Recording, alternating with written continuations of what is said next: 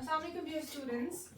My name is Faika Majid and today I'll be teaching you an important topic in our political science, that is, what is our election system? If we talk about the election system of India, so today we are going to discuss how the elections are held in India. So first of all, what are elections? So election is a process by which people elect their representatives in a democracy. Moving forward, if we talk about the elections in India, so the country of India is divided into so many constituencies called electoral constituencies.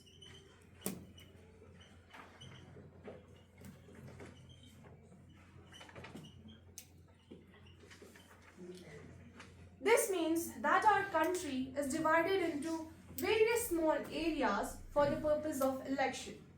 And each of these electoral constituencies have elections, and the people of that particular area elect one representative. And similarly, our country is divided into 543 constituencies, which means that people all across the India living in 543 constituencies elect 543 members for parliament. Now, we studied that there are two types of elections. First one is general elections,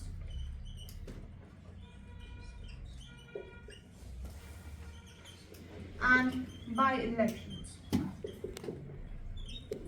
So what are these two elections?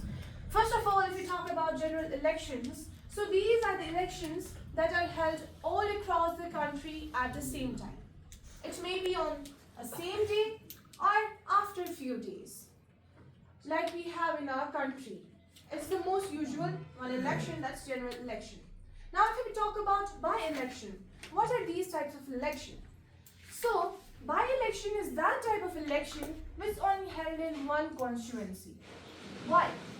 In case a representative resigns from his post or he dies due to some reason, so we have election in that particular constituency, and that election is called by-election. So we studied this. So it was about the whole country. As we know that India is a federal country and it's divided into three types. First one is our central, then we have state, and then we have local government.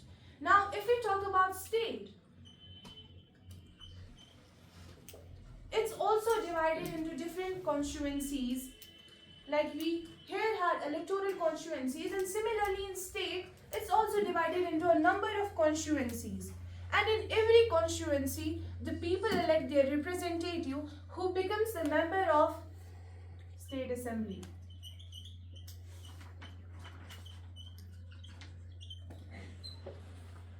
Like the recent elections were held in Jammu and Kashmir, where the people of a particular constituency casted their votes and elected their representative for the state assembly.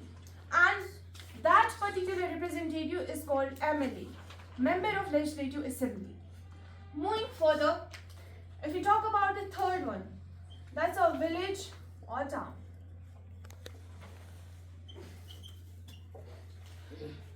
As I already told you that the country is divided into different constituencies, similarly the state is also divided into different constituencies.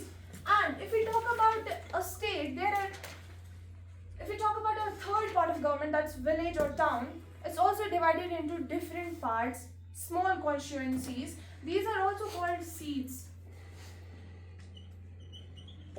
And elections are also held at village level to elect representatives for the local government. Like we have our municipal elections in this town. So the people of particular wards elect, cast their votes to elect the representatives for local government. Hope you all have understood that what's our election system in India. Now you might be thinking that whether the elections in India are democratic or not. So the answer for this is simple. It depends on how the elections are held.